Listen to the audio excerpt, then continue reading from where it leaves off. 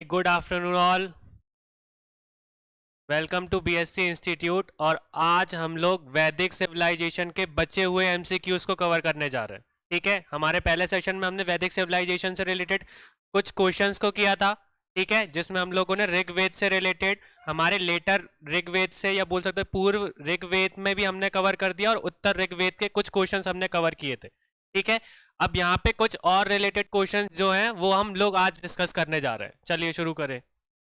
तो सबसे पहले हमारा क्वेश्चन है, सब लोग लाइव है, उस हिसाब से आंसर दीजिएगा। सबसे पहला हमारा क्वेश्चन है, बोगजखोई महत्वपूर्ण है क्योंकि। जो बोगजखोई एक जगह है वो बहुत महत्वपूर्ण है, क्यों है वो इंपॉर्टेंट, बताइए सब आंसर अब।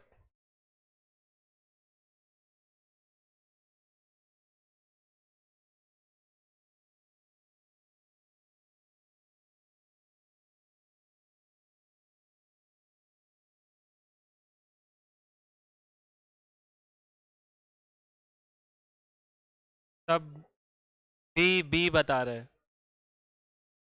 The names of the Vedic gods and goddesses were found in the inscription obtained from here.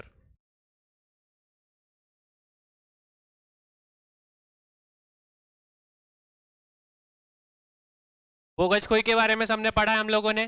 ठीक है, तो बोगजखोई की अगर बात करोगे तो बोगजखोई आज के टाइम पे किस देश में लाया करता है, प्रेजेंट डे में वो किस जगह पे लाया करता है। बोगजखोई के बारे में सुना है ना, सब बी आंसर दे रहे हो। तो बोगजखोई जो है वो जो स्थान है या जो भी जगह है, वो जगह आज के टाइम पे कहां पे स्थित है।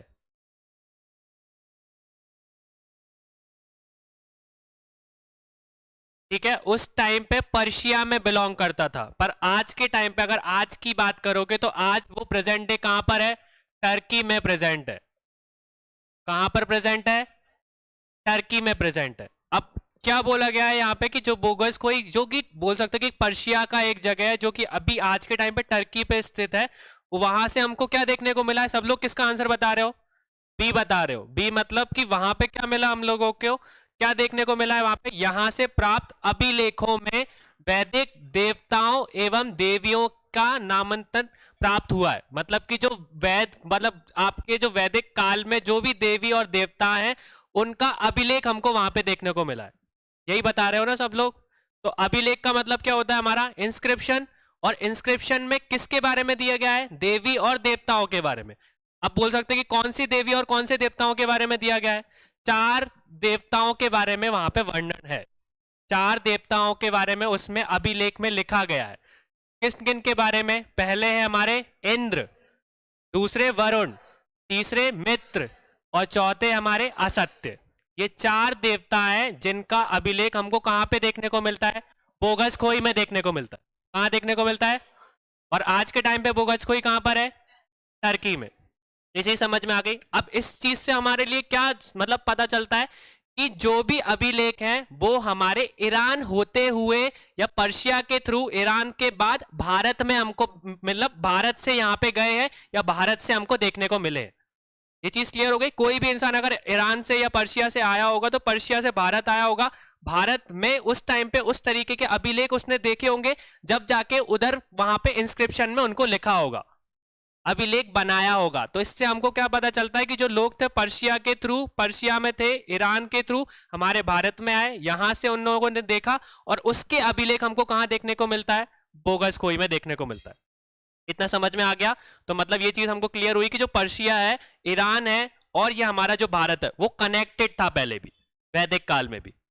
इस क्वेश्चन से हमें ये समझ में आ गया, ये क्लियर हो गया ये सारी चीजें। अब ये हमारा क्वेश्चन यहाँ था कि बोगसखोई अगर आपसे पूछ लिया जाए तो इतना तो हमको पता है कि अभिलेख देखने को मिले देवी और देवताओं के, पर आज के टाइम पे आधुनिक टाइम पे अगर बोलोगे तो ये किस जगह पे स्थित है, तो आपको पता होना चाहिए टर्की में। अब ज्यादातर लोग ईरान बोल रहे थे पर ईरान नहीं है। अगर प्रेजेंट डे की बात करोगे तो वो सेंट्रल एशिया में लाया करता है या टर्की में लाया करता है।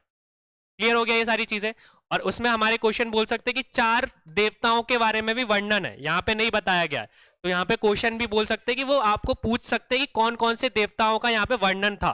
तो चारों ऑप्शन में आपको चार ऑप्शन याद रखने हैं कि अब वो जो बोगसखोई का अभिलेख है वहां पे सबसे पहले आपके बोल सकते हैं इंद्र, वरुण, मिथ और असत्य के बारे में हमको अभिलेख देखने को मिला। इतना क्लियर हुआ सबको? तो हमारा सही आंसर क्या था? वही है, the names of the Vedic gods and goddesses are found in the inscriptions obtain from here. कि जो भी अभिलेख यहाँ पे हमको देखने को मिले उनमें देवी देवताओं का वर्णन था। ठीक है, अब हमारा नेक्स्ट क्वेश्चन क्या है? उत्तर वैदिक काल में निम्नलिखित में से कौन से आर्य संस्कृति का गुर समझा जा सकता है? सबसे पहली चीज तो घुर के बारे में अगर आपको समझना तो घुर मतलब बोल सकते हो कि केंद्र, मुख्य केंद्र बोल सकते हो।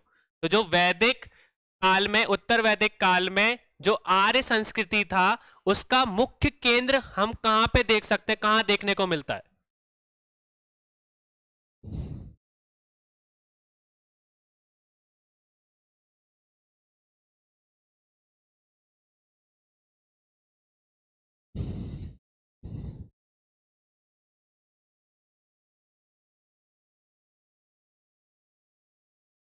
जल्दी जल्दी आंसर करिए सब।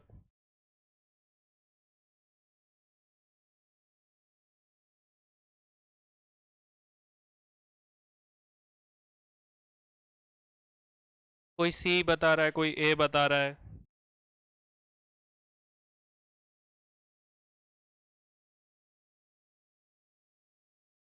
देखो यहाँ पे हमको क्वेश्चन बहुत अच्छे से पढ़ लेना, किसकी बात हो रही है? उत्तर वैदिक काल की। अगर मैं वहीं पे बात करूं पूर्ण की बात करूं कि पूर्ण वैदिक काल में जो आर्य की संस्कृति थी या जो आर्य लोग थे वो कहां पे स्थित थे? पूर्ण की बात कर रहे हैं, अभी मैं उत्तर की बात नहीं कर रहा, अभी मैं पूर्ण की बात कर रहा हूं कि पूर्ण उत्तर काल में जो भी आर्य थे, आर्यों की बात हो रही है ना यहाँ पे, आर्य की संस्कृति के बारे में, या आर्यों का मुख्य केंद्र कहां पे देखने को मिला था हमको पूर्ण में, पूर्ण उत्तर काल में? सप्त सैंधव प्रदेश के बारे में पढ़ा है आप लोगों ने। सप्त सैंधव प्रदेश में बोल सकते हो कि ये ऐसा बोल सकते हो क्षेत्र है जो कि बोल सकते हो 7 नदियों से घिरा हुआ है, इसलिए सप्त सैंधव प्रदेश बोला गया ना। और जब अगर हम पूर्ण की बात करेंगे कि पूर्ण वैदिक काल में जो आर्य का मुख्य केंद्र कहां पर था, बोल सकते हो कि आपका सप्त सैंधव प्रदेश में, जो कि इंडस वैली सिंधु की नदी के पास में था। अब उसमें 7 नदियां हैं, इतना याद रखना। सप्त सैंधव प्रदेश में हम बोल सकते कि ऐसा क्षेत्र है जो कि 7 नदियों से मतलब कि घिरा हुआ है। वो 7 नदी कौन कौन सी है? सबसे पहली नदी कौन सी है हमारी? सिंधु नदी, ठीक है। और दूसरी नदी बोल सकते कि सरस्वती है। और बाकी की जो 5 हैं वो पंजाब की बोल सकते कि जो पंजाब का जो क्षेत्र है उसमें लाया करती हैं। पंजाब भी बोल सकते हो ना कि पंजाब कैसे बना? वो 5 नदियों से मतलब घिरा हुआ है। तो वो 5 नदियां कौन कौन सी है? सबसे पहली है झेलम, ठीक है, रावी, चेनाब, वो, ठीक है। तो ये सतलज, ये सारी की सारी जो 7 नदियां हैं, ये सातों नदियों ने के क्षेत्र से भिड़ा हुआ जो आपका प्रदेश है उसको हम लोग क्या बोलते हैं? सप्त सैंधव प्रदेश। अगर आपसे कोई पूछे कि पूर्व वैदिक काल में उस टाइम पर वो जो आर्यों का जो केंद्र था वो कहां पर था? सप्त सैंधव प्रदेश में। ये चीज क्लियर हो गई। तो इंडस वैली की जो 7 नदियां और बोल सकते हो कि जो आसपास की नदियां हैं, ट्राइब्यूटरीज हैं, जो सहायक नदियां हैं, उसके आसपास में उस टाइम पे आर्यों का क्या था? केंद्र था। पर बाद में जब उत्तर वैदिक काल में उन्होंने क्या करा? पूर्व की तरफ बढ़ना स्टार्ट करा। कहां पे बढ़ना स्टार्ट करा? पूर्व की तरफ से वो क्या करने लगे? हमारे बोल सकते हो कि जो आपका भारत है उसमें पूर्व की तरफ जाना उन्होंने स्टार्ट कर दिया। अगर यहाँ पे सिंधु नदी है तो यहाँ पे हमारे को कौन सी नदी देखने को मिलती है? अगर आप मध्य में जाओगे तो यहाँ पे हमको कौन सी नदी मिलती है? गंगा और यमुना, ठीक है। अब यहाँ पे हम लोगों को याद करना है कि वहां पे सप्त सैंधव के बारे में बात कर रहे थे। अब जैसे ही उत्तर वैदिक काल आएगा तो आर्यों का जो केंद्र है वो हम बोल सकते हैं चेंज हो गया था, बदल गया था। तो अब वो बदल के कहां पे चला गया? बोल सकते हो कि पूर्व की तरफ वो लोग बढ़ना स्टार्ट हो गए। पहले वहां रहते थे, अब बढ़ने के बाद वो लोग आगे की तरफ जाना स्टार्ट करा। जब आगे की तरफ जाना स्टार्ट करा तो उन्होंने 2 रिवर को वहां पे रिकॉग्नाइज करा, या 2 रिवर के बारे में वहां पे जाना। तो उन लोगों ने अपना बसेरा कहां पर बनाया? गंगा यमुना के द्वाब के पास में। ये चीज क्लियर हो गई। तो हमको यहाँ पे क्या क्वेश्चन क्लियर हो गया कि उत्तर वैदिक काल में उन लोगों का जो केंद्र था वो सप्त सैंधव मतलब वो 7 नदियों को छोड़ के अब किस नदी के पास में हो गया? गंगा और यमुना के द्वाब के पास में। अब गंगा और यमुना के द्वाब में इनमें से कौन सा क्षेत्र है कि जो गंगा और यमुना के द्वाब में आता है? हमारा आता है कुरु और पांचाल। ठीक है, ये चीज क्लियर हो गई। तो हमारा जो सही आंसर है वो क्या होगा? कुरु और पांचाल। अब यहाँ पे हम लोगों ने क्वेश्चन भी क्लियर कर लिए है कि एक क्वेश्चन नहीं बनेगा यहाँ पे। अगर आपसे कोई पूछ ले कि जो आर्य का संस्कृति थी वो वैदिक, बोल सकते हो कि उत्तर वैदिक काल में कहां पर हमको देखने को मिली? कुरु और पांचाल में। ठीक है, अब जो कुरु और पांचाल है, ये भी बोल सकते हैं कि कुरु और पांचाल अगर नहीं आया तो ये चीज याद रखना, गंगा यमुना के द्वाब के पास में भी आपका आंसर सही हो सकता है। आपसे नदियों के बारे में भी पूछ सकते हैं कि ये कौन से क्षेत्र में उन लोगों ने बढ़ना स्टार्ट करा या अपना नया केंद्र बनाया, तो आपको पता होना चाहिए यमुना और गंगा के द्वाब के पास में। क्लियर हुआ? ठीक है, तो यहां पे हम लोगों ने 4-5 क्वेश्चन क्लियर कर लिए। यहाँ पे अगर उत्तर वैदिक काल की बात करोगे तो हमारा ये केंद्र था। अगर पूर्व उत्तर वो वैदिक काल की बात करोगे तो उस टाइम पे जो आपका सत सैंधव जो 7 नदियां थी उनके पास में उन लोगों का केंद्र था। ये चीज क्लियर हो गई? ठीक है, और उन 7 सैंधव में भी सबसे महत्वपूर्ण नदी जो आर्य लोग किसको मानते थे? सरस्वती को मानते थे। ये चीज भी याद रखनी है हम लोगों को। ठीक है, ये हमने पहले भी क्वेश्चन करा है। तो हमारा सही आंसर क्या हो गया? कुरु और पांचाल। क्लियर है? अगर कुरु और पांचाल भी नहीं आता है तो आपको गंगा यमुना का द्वाब याद रखना है, क्योंकि हमारा गंगा और यमुना के द्वाब के पास में कौन से क्षेत्र में आता है? तो वो कुरु और पांचाल है। Next question, the religion of pre वैदिक आर्यंस वाज मेनली, पूर्व वैदिक आर्यों का धर्म मुख्यतः था या वो किस तरीके की, जो भी बोल सकते हैं कि पूजा या एक तरीके से परंपरा को वो मानते थे?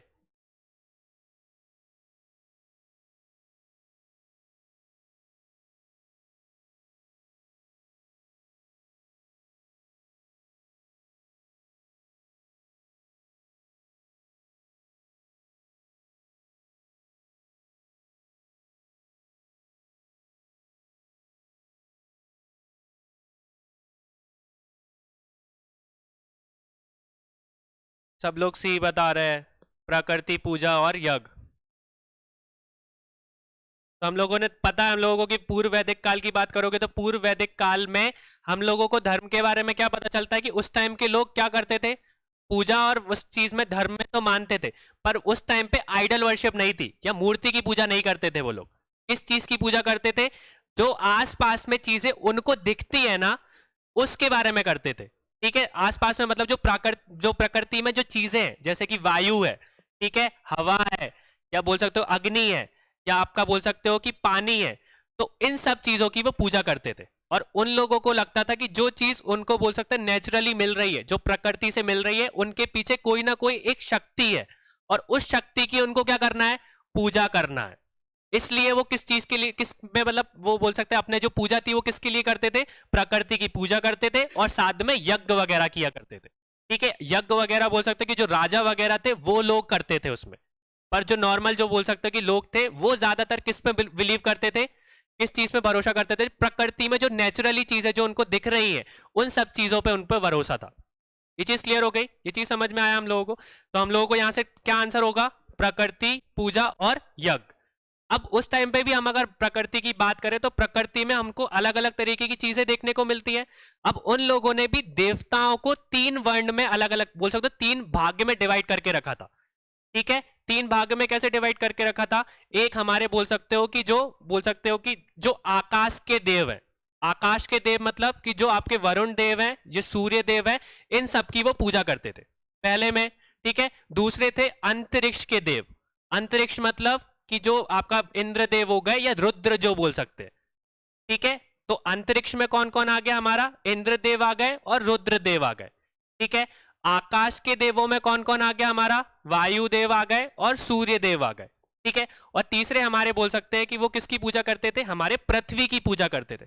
तो पृथ्वी पे उन्होंने पृथ्वी के देवों को क्या नाम रखा था? पहला अग्निदेव, ठीक है, बोल सकते हो। फिर इसके बाद हमारे जो ये सारी की सारी जो अग्नि हमारे आसपास में दिखती है उसको उन्होंने पृथ्वी का बोल के रखा था। ठीक है, ये चीज क्लियर हो गई। सोम भी बोल सकते हो, जो हमारे सोम देव हैं उस टाइम पे भी ये पृथ्वी के देव बोले जाते थे। अब यहां से हमको समझ में आया कि उस टाइम पे ये चीज भी क्लियर थी कि वो तो प्रकृति की भी पूजा करते थे, और उनके जो भगवान थे वो एक नहीं थे। सब लोग अपने अपने हिसाब से अपने भगवान को मानते थे, जो भगवान उनको अच्छा लगा, मतलब जिस चीज की वो काम कर रहे हैं, जैसे कोई का काम अगर मतलब अग्नि से पूरा हो रहा है, अग्नि उसको ज्यादा अच्छी लग रही, तो वो अग्नि के देव को अपने मतलब बोल सकते हो कि अपना इष्ट देव मानता था। इष्ट देव मतलब जानते हो ना? इष्ट देव मतलब कि कोई भी इंसान, अगर अभी भी आप नॉर्मली बात करो तो इष्ट देव का ऐसा सिद्धांत है कि हमारे आसपास में बहुत सारे देवता है, पर आपके दिमाग में जब भी आप भगवान का नाम लेते हो तो एक ना एक कोई भगवान आते होंगे आपके मन में। जैसे कि अगर शिव जी आते हैं या विष्णु भगवान आते हैं तो वो आपके इष्ट देव है।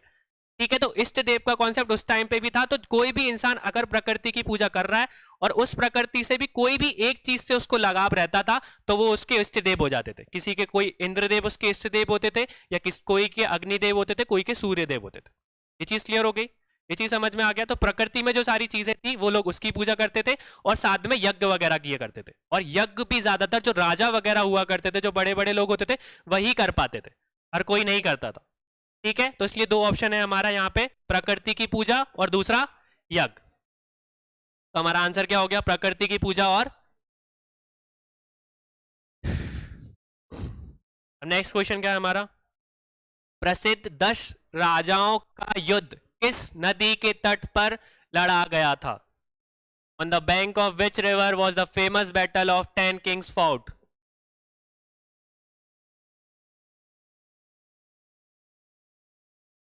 परोशिनी बता रहे हो सब?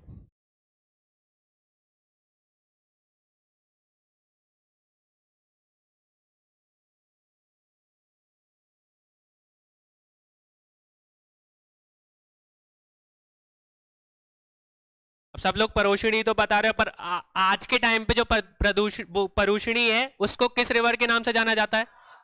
ये चीज हमको पता होनी चाहिए कि अगर आज के टाइम पे अगर आप बात करोगे तो आज के टाइम पे जो परुषिणी है वो कौन सी नदी है? रावी है। ठीक है, अब यहां से हमको क्या क्लियर होता है कि यहाँ पे जो 10 राजाओं का ये युद्ध हुआ था वो किसके बीच में हुआ था?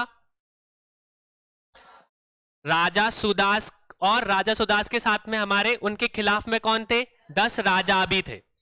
ठीक है, इन दोनों के बोल सकते हो कि एक तरफ हमारे राजा सुदास थे और उनके सामने 10 राजा थे, उनके बीच में युद्ध लड़ा गया था। ठीक है, उस युद्ध का नाम क्या बोले जा सकते हैं? 10 राजज्ञ वो युद्ध भी बोला जाता है। ठीक है, अब उस युद्ध में हम लोगों को क्या समझ में आया? अब यहां से क्वेश्चन किस तरीके से बन सकते हैं? पहले तो किस किस के बीच में लड़ा गया था, ठीक है। दूसरी चीज कि किस नदी के तट पे लड़ा गया था, ये दो क्वेश्चन हो गए। और तीसरी चीज ये भी थी कि जो आपका राजा सुदास थे वो किस ट्राइब को बिलोंग करते थे, किस कास्ट या किस जाति को बिलोंग करते थे, ये वाला क्वेश्चन भी बन सकता है। ठीक है, तो राजा सुदास जो थे वो हमारी किस जाति को बिलोंग करते थे? भारत जाति को। जो सुबह वाली क्लास में आते होंगे, जो भारतवर्ष पढ़ रहे होंगे, उनको ये चीज क्लियर होगी। पर आप लोगों को भी ये चीज याद रखनी चाहिए कि मतलब बेसिकली कि जो राजा सुदास थे वो किस किस ट्राइब को या किस जाति को बिलोंग करते थे, तो वो उनकी ट्राइब का नाम क्या था, जाति का नाम क्या था? भारत। ये चीज क्लियर होगी। तो उसमें से एक और मान्यता है कि जो हमारा देश का नाम भारत है वो किसके नाम पे पड़ा? उनकी ट्राइब के या उनकी जाति के नाम पे पड़ा। क्यों पड़ा? क्योंकि राजा सुदास ने वो सारे के सारे 10 राजाओं को उस युद्ध में हराया था। और ये छोटा मोटा युद्ध नहीं था, ये पहला ऐसा युद्ध था जो कि जिसका वितरण हमको पहली बार कभी अपने वेद में देखने को मिलता है, ऋग्वेद में देखने को मिलता है। ये चीज याद रखना, ये पहला युद्ध है जो कि वेदों में मतलब कि लिखा हुआ है, वेदों में जिसका हमको साक्ष्य मिलता है। ठीक है, किसके बीच में लिखा गया था ये चीज याद रखना? राजा सुदास और सामने 10 राजाओं के बीच में। और वो 10 राजा आर्य भी थे और नॉन आर्य भी थे। ठीक है, और राजा सुदास जो थे वो किस जाति को बिलोंग करते थे? भारत जाति को। एक चीज क्लियर हुई। और हमने यहां पे देखा कि किस तट के पास में लड़ा गया था, तो परुष्णी नदी के पास में लड़ा गया था, जो कि आज के टाइम पे हम जिसको क्या बोलते हैं? रावी बोलते हैं। क्लियर हो गया?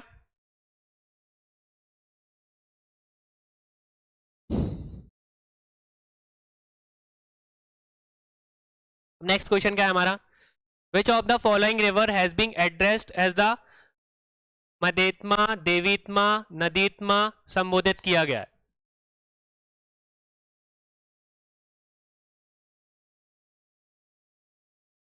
ये क्वेश्चन हम लोग कर चुके हैं पहले।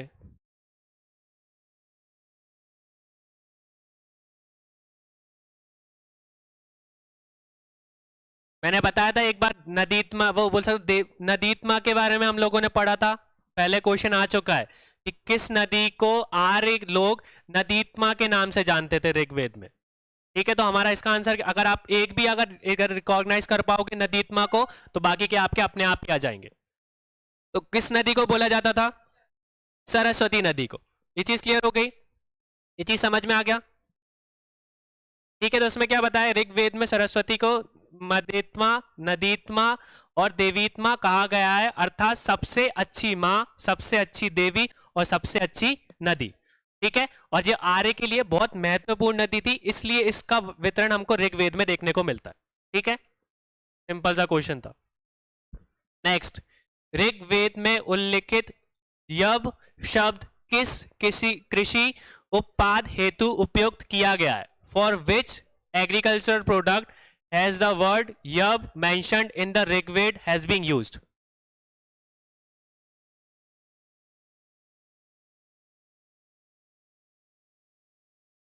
सब ए आंसर कर रहे हो जो। अगर आप ऋग्वेद की बात करोगे तो ऋग्वेद में हम लोगों को इकलौता ऐसा मुख्य फसल थी जो कि देखने को मिलती थी, जिसको हम लोग क्या बोलते थे? जौ बोलते थे, या जॉब हम लोग बोलते हैं, पर उस टाइम पे किस शब्द का यूज किया जाता था? उस टाइम पे यब का किया जाता था। ये चीज क्लियर हो गई? तो उस टाइम पे ये चीज याद रखना है हम लोगों की, ऋग्वेद में हमको इकलौती ऐसी मुख्य फसल थी जो कि हमको देखने को मिली थी, वो कौन सी थी? जौ थी। ठीक है, या जिसको उस टाइम पे क्या बोला जाता था? यब बोला जाता था। ये भी सिंपल सही क्वेश्चन था।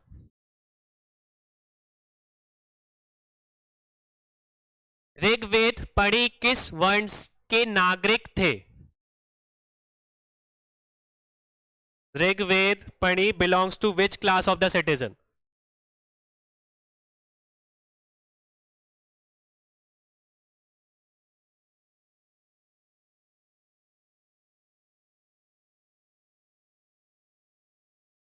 सब डी बता रहे हैं, बिजनेसमैन। और जो पढ़ी लोग थे वो क्या करते थे बेसिकली? अगर आप बोल रहे हो व्यापारी थे, तो किस चीज के व्यापारी थे? अगर पढ़ी का मतलब आप संस्कृत में देखो तो पढ़ी का मतलब होता है कि ऐसा इंसान जो कि ऋण दे रहा है, या बोल सकते हो कि ब्याज पे चीजें देता है। ठीक है, ब्याज वसूलता है, उसको हम लोग क्या बोलते हैं संस्कृत में? पढ़ी बोलते हैं। तो कोई इंसान अगर ऋण दे रहा है या व्यापार कर रहा है, या बोल सकते हो कि ब्याज पे पैसे दे रहा है, तो उसका वो एक तरीके से क्या होगा? पहली बात तो व्यापारी होगा। तो हमको यहां से क्या क्लियर हुआ कि पहली चीज तो हमारा आंसर क्या है? व्यापारी है। और पढ़ी का मतलब क्या होता है यहाँ पे संस्कृत में? कि बेसिकली जो इंसान क्या करता है? ऋण देता है, या बोल सकते हैं इंटरेस्ट पे पैसे देता है, या ब्याज पे पैसे देता है। तो वो वाला जो शब्द है वो वहां पे हमारे ऋग्वेद में यूज हुआ है। ठीक है, तो इसका आंसर क्या हो गया हमारा? बिजनेसमैन या व्यापारी। सिंपल सही क्वेश्चन है ये तो। अब देखो यहाँ पे, व्यापार प्रधान प्राणी लोग करते थे। ऋग्वेद में प्राणी शब्द का उल्लेख कई स्थानों पर हुआ है। प्राणी ऋण देता तथा ब्याज बहुत अधिक लेते थे। उन्हें बेकनाट और सुदखोर कहा भी जाता था। अब ये चीज याद रखना कि इनके दो अलग नाम भी हो सकते हैं। बेकनट भी से भी ना, मतलब जो आपके बोल सकते बेकनट से भी जाना जाता था, और बोल सकते कि सुदखोर के नाम से भी जाना जाता था। तो उस चीज को हम लोग याद रखना कि पढ़ी ये वर्ड यूज हो गया, या बोल सकते बेकनट हो गया, या सुदखोर हो गया। तो उनका मेन काम क्या था? व्यवसाय करना। वो व्यापारी थे, और किस तरीके के व्यापारी थे? वो लोग चीजें क्या करते थे? ऋण पे देते थे या ब्याज वसूलते थे, और ज्यादा से ज्यादा ब्याज वसूलते थे। ये चीज क्लियर हो गई? नेक्स्ट, वैदिक धर्म था, मतलब ऋग वैदिक धर्म था, मतलब कि ऋग वैदिक रिलीजन वॉज किस तरीके का उस टाइम पे हम लोगों को देखने को मिलता था धर्म के नाम पे?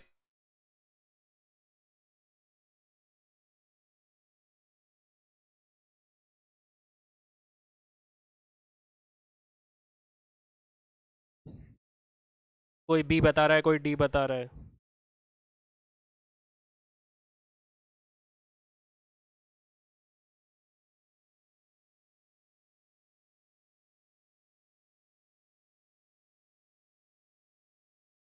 ज्यादातर लोग बी बी बता रहे हैं।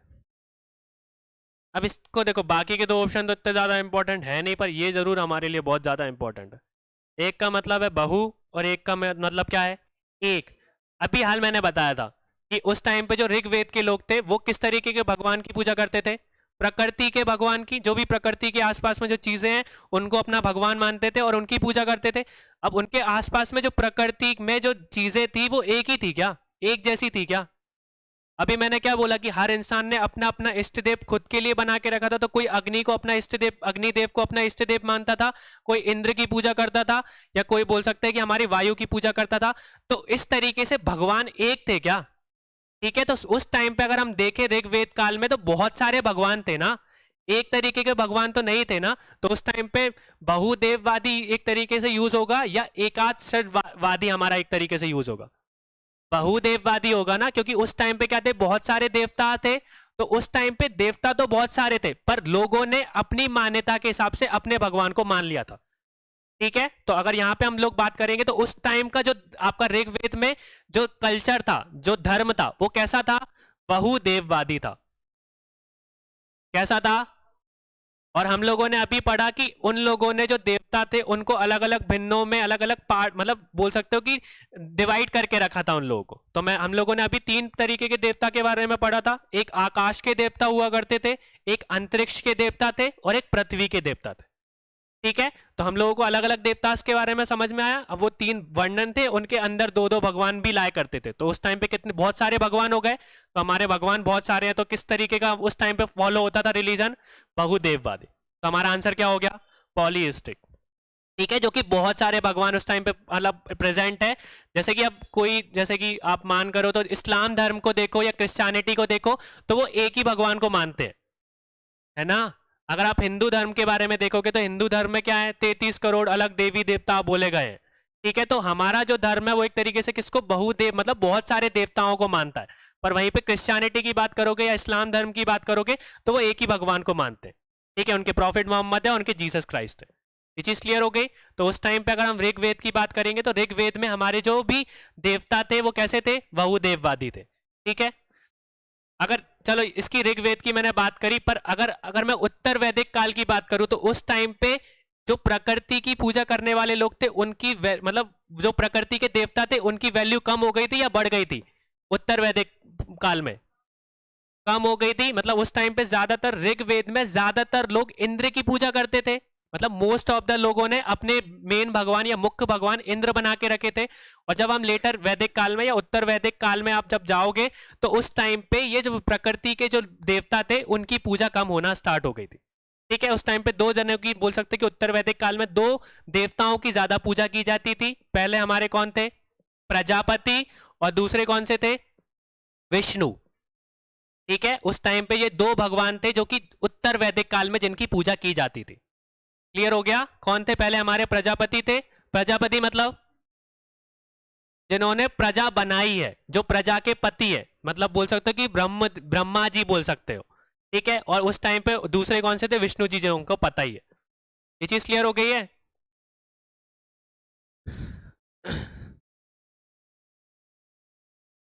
नेक्स्ट क्वेश्चन देखते हैं हमारा।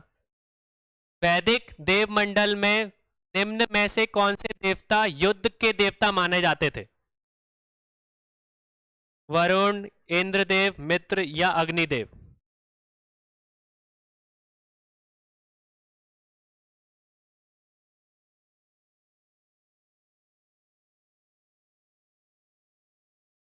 सब लोग भी आंसर दे रहे हैं इंद्रदेव।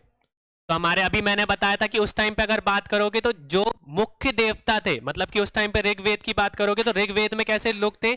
उस टाइम पे जो ज्यादातर लोग किसकी आराधना करते थे या किसकी पूजा करते थे? इंद्र भगवान की।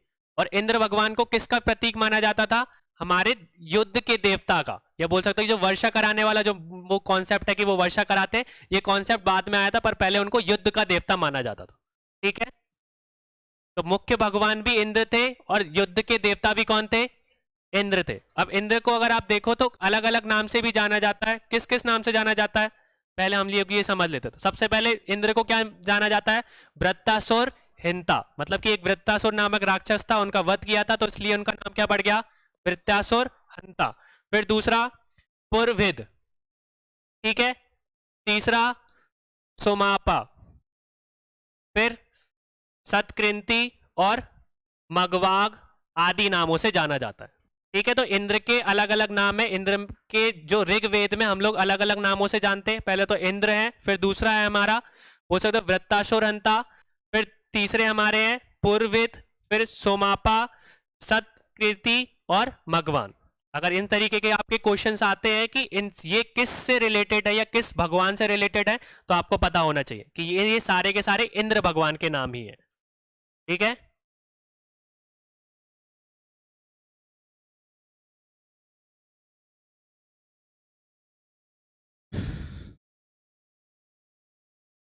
नेक्स्ट है हमारा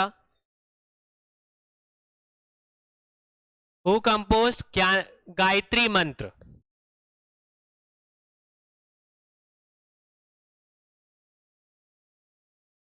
ये सिंपल सही क्वेश्चन है। ये गायत्री मंत्र किसने कंपोज करा था? कौन रचनाकार थे? विश्वामित्र। ठीक है, ये तो सिंपल सा क्वेश्चन है हमारे लिए। अब यहाँ क्या बताया यहाँ पे? गायत्री मंत्र ऋग्वेद में उल्लेखित है, इसके रचनाकार विश्वामित्र हैं। यह संहिता सूर्य देवता को समर्पित है। जो भी आपका गायत्री मंत्र है वो किस देवता को समर्पित है?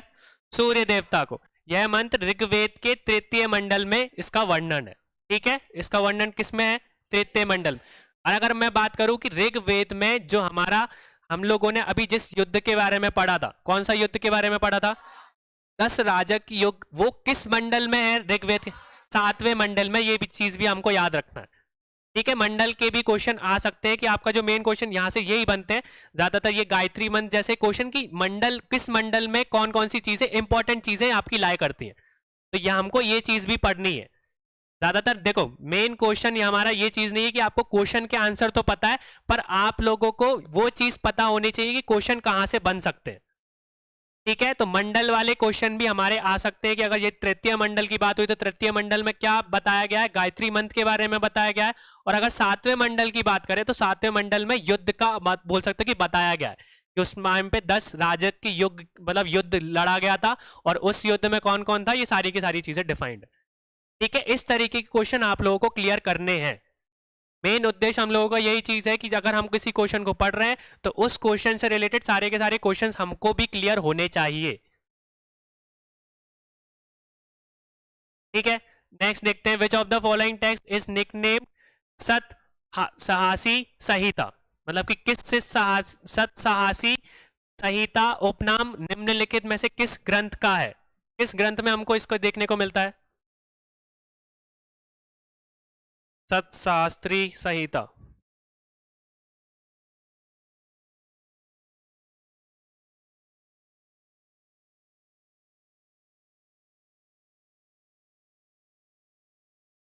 सब भी बता रहे हैं रामायण।